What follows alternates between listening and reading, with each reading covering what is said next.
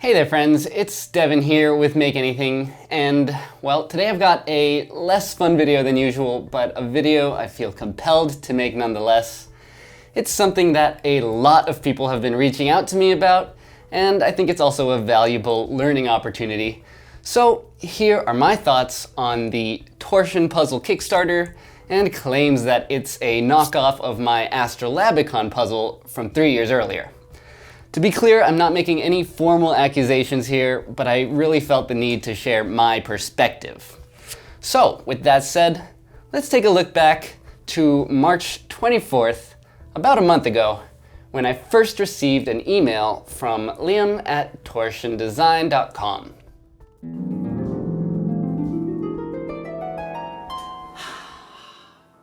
You've got mail. Hi Devin, my name's Liam and I love combination puzzles. My friends and I have all seen what's been done with Sphericons in the past couple of years and wanted to explore the shape because we thought it would make a great orb puzzle remake. Then we came across your Astrolabicon puzzle and you had made almost exactly what we were thinking. We decided to go balls to the walls and make one out of solid aluminum and put our own spin on the shape. We loved the magnetic system that you used because it's so robust. Nothing can really break and it'll last virtually forever. It was super hard to develop a process that could carve the cavities, but I think it turned out amazing. We're planning on doing a Kickstarter to help us do a production run of them, and we'd love to send you one if you're interested. Not looking for a review or anything, just wanted to share it with you. Let me know. Smiley face. Love your 3D printing mission, by the way! Exclamation point, exclamation point. Best, Liam. Now, parts of this email might come off as genuine on their own, but upon looking into this Kickstarter campaign, I couldn't help but read it as a thinly veiled attempt to flatter me into submission, as this mysterious design team uses nearly every element of my Astrolabicon puzzle for their own puzzle. But let's take a closer look and you can form your own opinions. So here's the Kickstarter page for the Torshn puzzle, a unique combination puzzle that tickles the mind. Well, first there's the video, which I'll admit it's shot very well. It shows a few folks solving the puzzle, and then there's this view of the puzzle being solved. And here's a video of mine from 3 years earlier, just for comparison. Then they talk about how much they've struggled for a year to design this puzzle, and oh look, they use Fusion 360 too. Then we've got their story, full of lovely renders and an explanation of the objective of their puzzle, which almost seems interchangeable with that of the Astrolabicon. Align the colors to each other by sliding the marbles and twisting the halves. Solving the puzzle may initially seem straightforward, but you'll quickly find that it's trickier than it looks. Whereas my store listing reads, twist the two halves of the Astrolabicon puzzle and shift marbles to rearrange them until all like-colored marbles are touching. It sounds easy until you realize that each twist changes the behavior of the marble track. Scroll, scroll, scroll. Then there's a bunch of fluff about how great their puzzle is and that it belongs in a museum.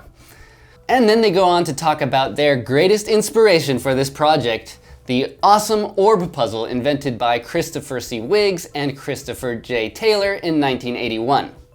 Now, you don't have to believe me, but I actually hadn't seen this puzzle when I designed my version of the Astrolabicon.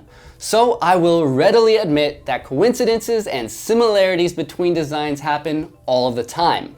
In fact, a bigger coincidence was that user David the Walker X posted a much more similar concept on Reddit just around the same time.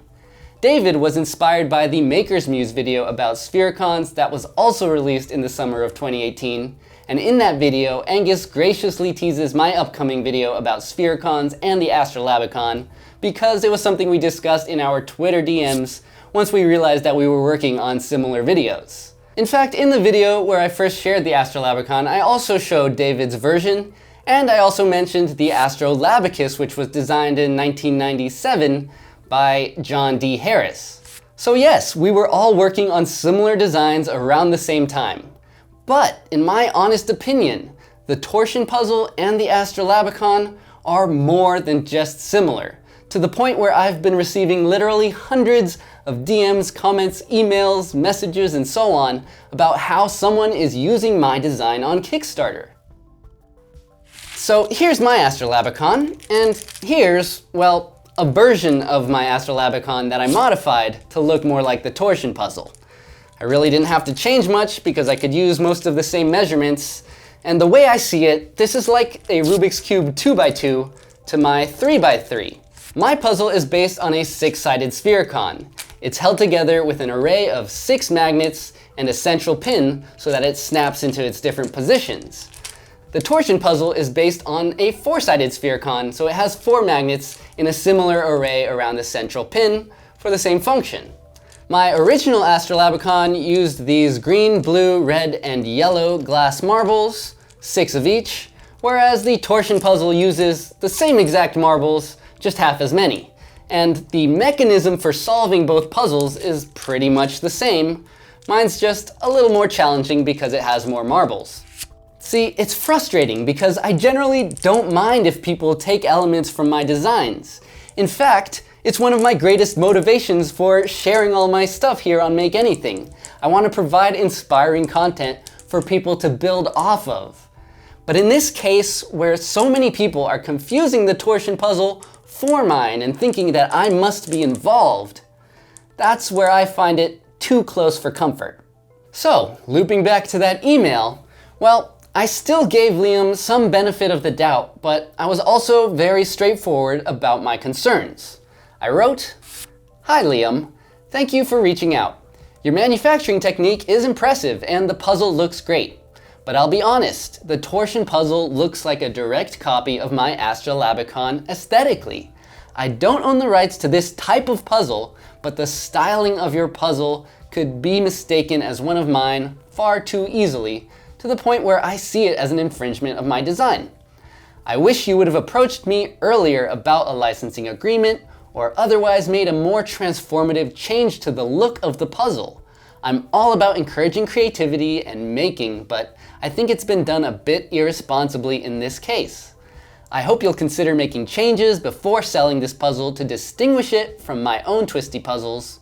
Sorry for being a snob, but I do value the protection of intellectual property, so I'm being upfront with you. And under other circumstances, I'd consider working together to produce the Astrolabicon since you seem to have solid manufacturing abilities and also operate in California. Anyways, let me know your thoughts. I'm open to discussion. Best regards, Devin."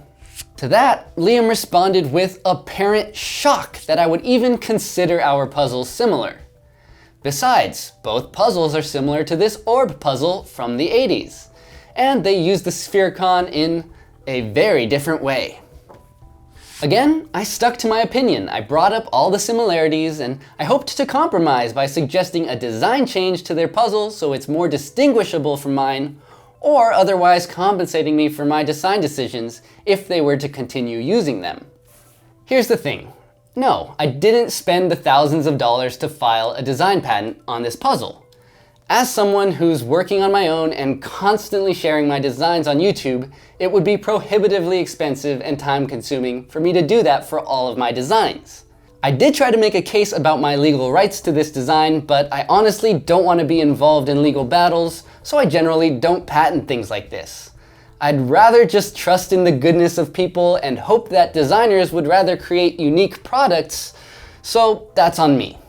Anyways, Liam responded, again insisting that their puzzle looks dramatically different, and going back to that orb puzzle.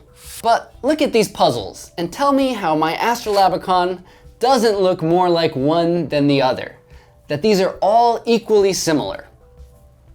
Then, less than a week later, I received a letter from a lawyer representing the makers of the Torshn puzzle, which sought to refute the claims I made in my emails. Admittedly, he was accurate to say that I couldn't really do much about the mechanical features of the puzzle without patents. That's how US law works, so there's a lesson for me. That said, I wouldn't say he made the strongest argument to my claim that these designs don't appear substantially different as creative works and therefore violate my copyright. In the letter, he puts a few photos of the two puzzles side by side, but, well, I just don't think he used the right photos. Here's a few examples for a start.